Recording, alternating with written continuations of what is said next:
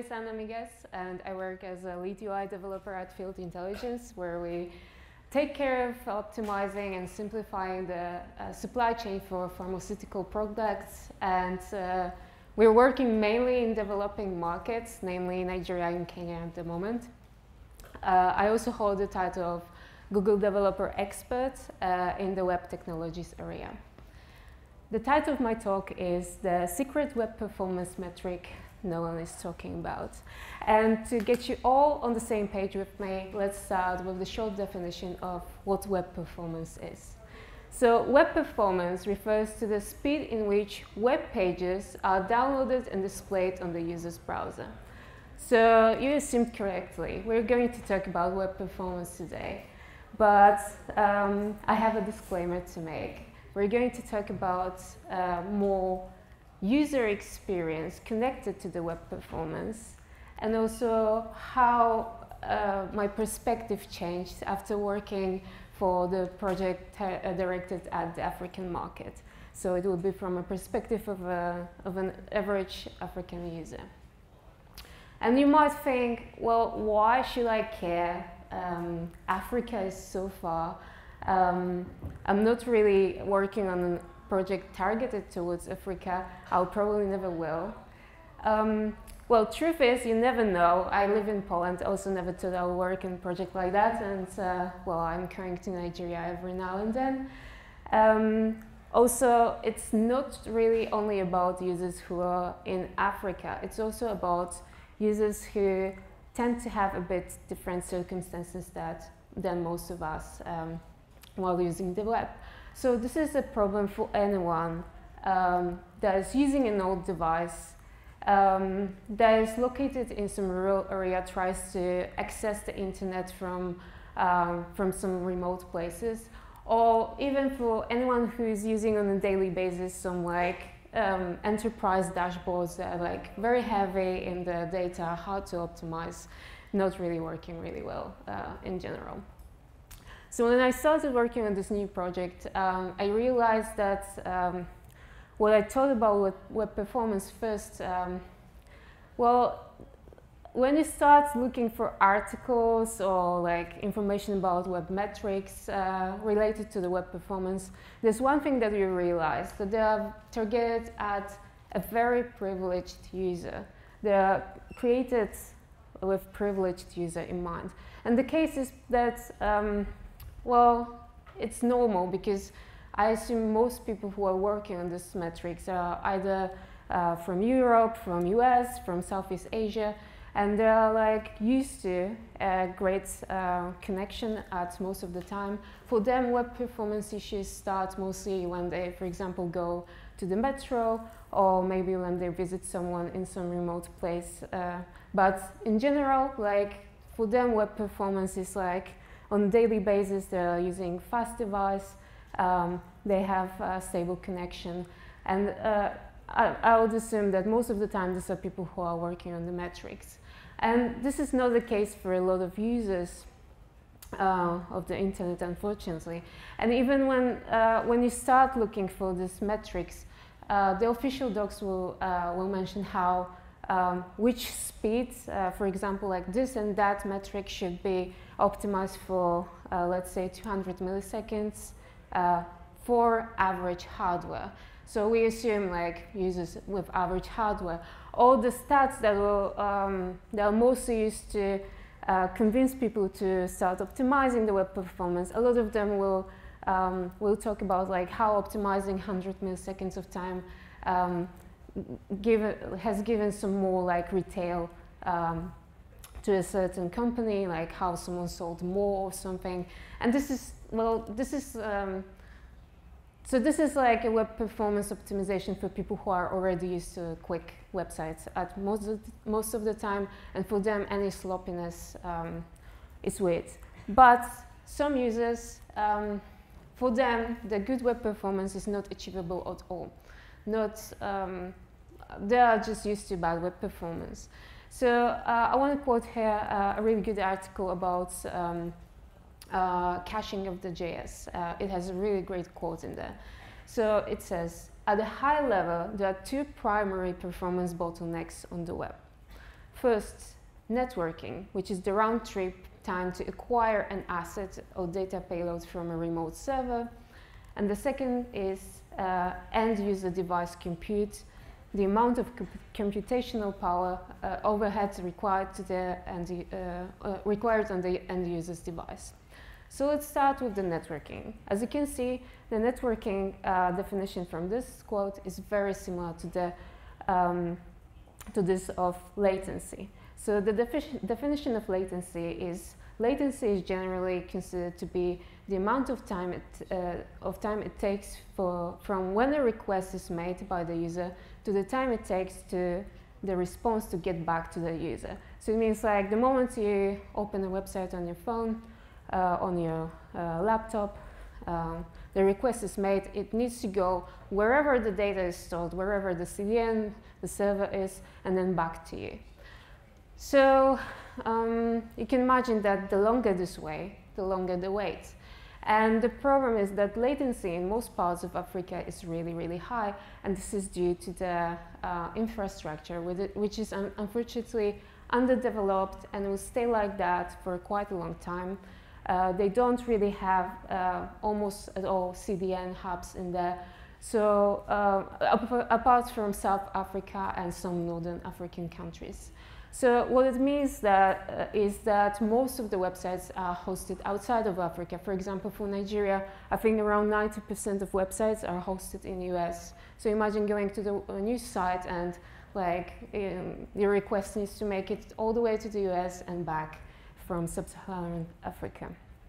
And the high latency means long time to first byte, so TTFB. So it means like this first bits of information will get to you in a longer time. And to quote Harry Roberts, while a good time to first byte doesn't necessarily mean you will have a fast website, a bad time to first byte almost certainly guarantees a slow one. So as you can see, we're already guaranteed a slow performance from one of the angles. Now let's go to the second angle from the previous quote, which was end user device compute. So this is about devices used. And in Africa, well, obviously you have all types of devices, but it is very heavy on the usage of mobile devices in there. Most users will be with their mobile devices, and it's not like the using the mobile device to view internet now and then they come back to the desktop device. For some users, the handheld device, the mobile, is like the only way they can access internet. Also, it was, for example, the first time they access internet was on the phone. So I have a good quote about Nigeria. So the country is considered a mobile-first market where infrastructure and online usage development skipped wide-ranging desktop PC adoption and went straight to the mobile internet usage via inexpensive smartphones instead. So this last part about inexpensive devices. Yeah, there's a lot of users who will be having devices that have really low compute powers. There's like, for example, a popular device, a brand called Techno, specifically developed for this market, which has two qualities. One of them is it is cheap, and the second one is that it is keeping the battery level for a really long time, because a lot of times you're not able to charge your phone when the power is out. And this translates to longer pass compile times. To quote Adi Osmani, time spent in pass compile can be often 2 to 5 times as long on phones as on desktop. So if in Nigeria around 75% users are only on the mobile, for them it's already quite a worse experience.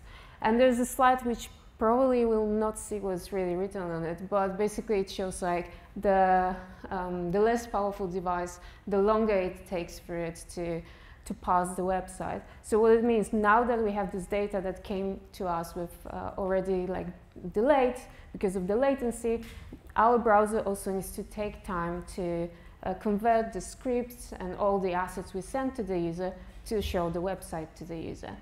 And If the device is less powerful, well, it will take more time.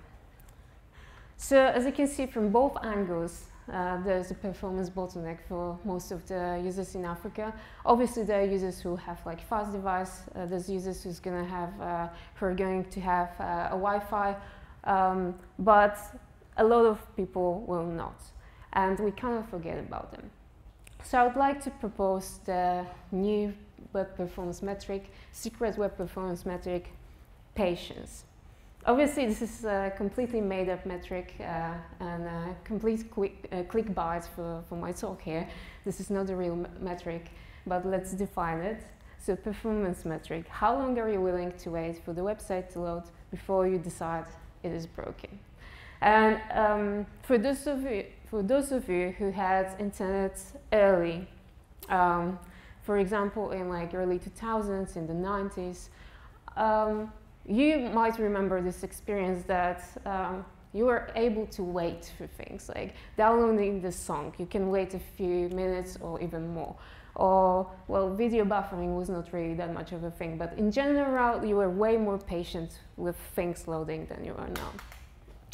And it's the same, like, for example, with people living on the outskirts when the buses, there's like one bus going to the city, and they know it can be late by a few minutes, but it's always there. As long as they know that it will come, they're fine. And if you're living in a fast-paced city, if metro is late by a few minutes, you're like really scared. So as you can see, it's like just difference in perception. So if everything is slow for you, if everything, like if bad performance is in general bad for everything, what can you do? Let's talk about some optimizations. So the thing that I feel is the most important for the user that has a slow web in general is the visibility of the system status. So we need to tell the user what is going on as soon as possible if we're able to. So the design should always keep users informed about what is going on through appropriate feedback within a reasonable amount of time. This is one of 10 UX heuristics by Norman Muse and Group.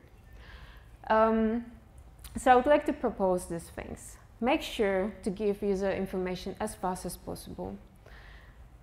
You want to tell them what is going on. For example, oh, we're syncing documents. It might take some time. Or if you're, for example, if your app is a PWA and you need to download the new content, you might also want to tell them that, okay, now the content is being downloaded. You also want to tell them how long it's going to take if you have the possibility to assess that in any way. And once any error occurs, you also want to let them know what is going on and what they can do about it. If they can refresh, if they should contact the support, if they're offline, as soon as possible. I really like how Google Maps does it. I know it's not really popular in here, but in Google Maps you're able to download the offline maps. And I like how they tell you like all the information that this area cannot be fully included, how much data it will take. When you're downloading, it will tell you the progress. After you download, it will also tell you how to use this offline maps, like what is the real usage. If something goes wrong, they'll tell you that something is wrong. You can try again, you can cancel. So I think like they're doing it really well. Another thing to take into account is a digital literacy. We're all here, we're developers, we're like very skilled at using internet in general. And well, think about, for example, someone's grandma who's using the mobile phone for the first time.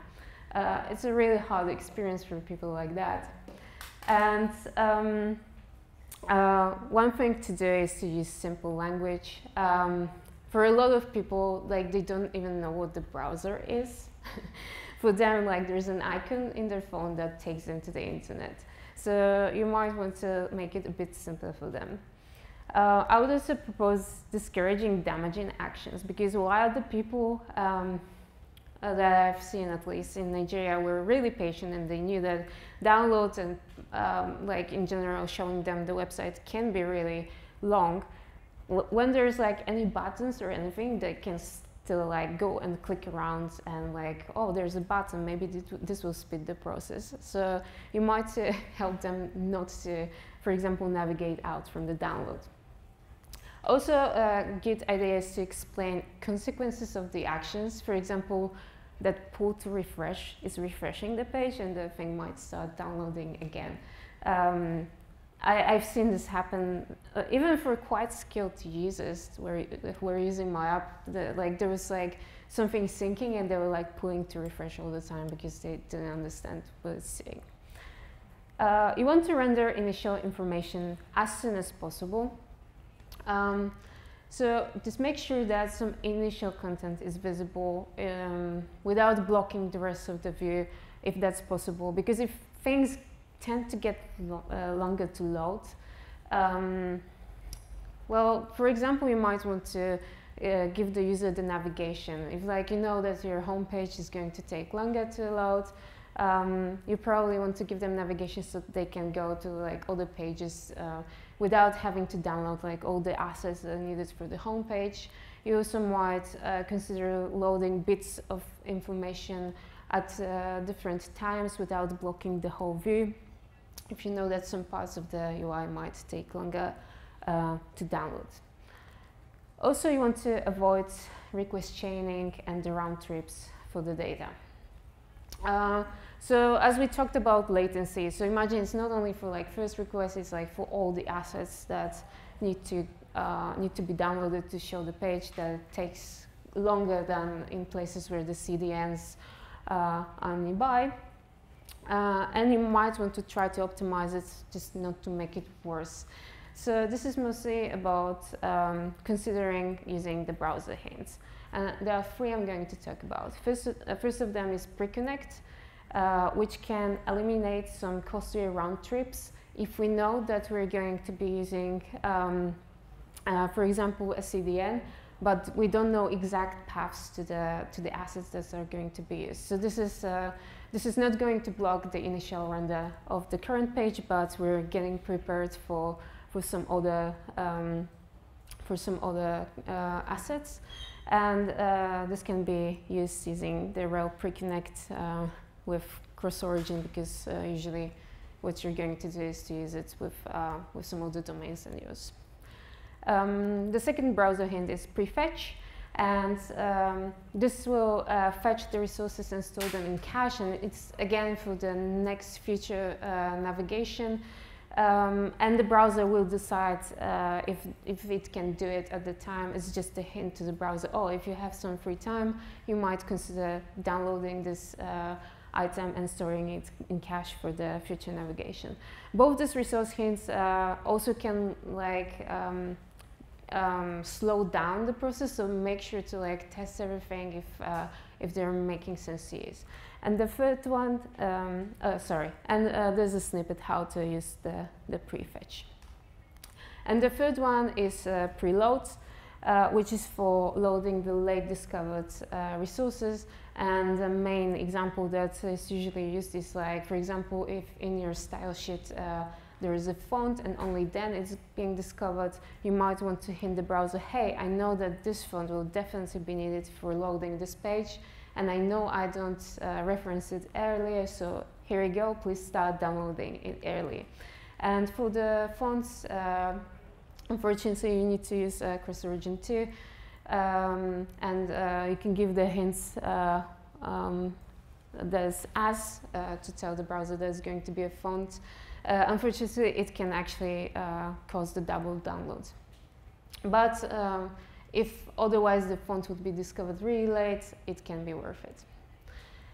Another tip is to lazy load resources that are not critical. So if you have, for example, some items that are like way down on the page, someone needs to scroll, they're way below default, you might not want to force the user to download them, because they might never discover these resources. And for that now, it's quite a good support for the native loading flag. So you can set it mostly for images, loading lazy, if you know that some images are going to be down on the website. For some browsers, it works also on different types of assets, not only images, but well, images are like the most popular use case for that. Learn about network resources hints. So network resource hint is basically connected to the settings in some of the users' phones. It doesn't work for like all types of operating systems, but in some of them, in the settings, user can select, oh, I prefer to the saver mode, like to save data. And you can know about this from the Network Information API. You can access this information about user network. It's sitting in the navigator. And this way, when user says, okay, I would rather be in the data saver mode, you might be considerate about this request and, for example, not ship some images to them, instead ship some alt images or nothing at all. You might consider preparing less advanced version of your website just to let the user accomplish the task they're coming in there for, and use progressive enhancements for the users who are not using the save data flag. Also, you want to limit third-party resources.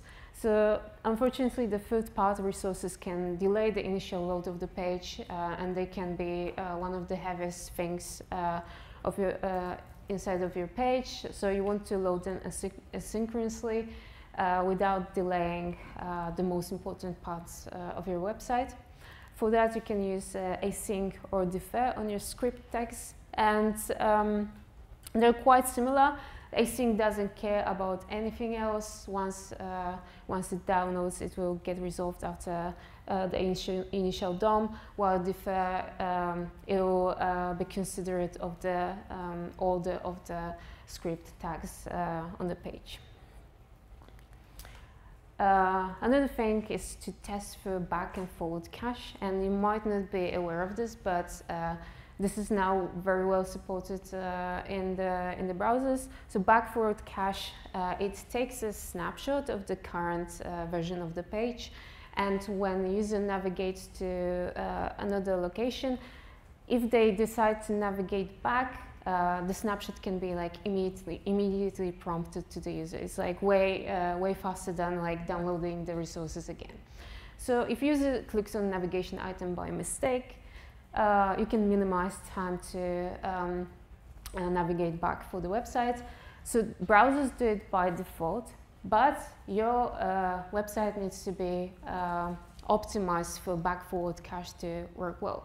And to know if it is optimized well, you can go to the Chrome DevTools into Application tab, and inside of this cache column on the left, there's back-forward cache, and there's this blue button which you can click on any route on your website, which will test back-forward cache. If everything is fine, back-forward cache is used, it will give you like this green information. If something is wrong, it will tell you what to optimize. It will give you a hint what's not working, why back and forward cache cannot be used for this route. Also, you want to avoid creating too many layers. So when the browser is starting to view the website to the user, it puts like elements of the website on separate layers, and the layers can be created for many reasons, like fixed elements, some animation, 3D transforms, and many more, which you might not be aware of. So each layer created by the browser will take some devices resources, and for this less powerful devices, it can even crash the browser.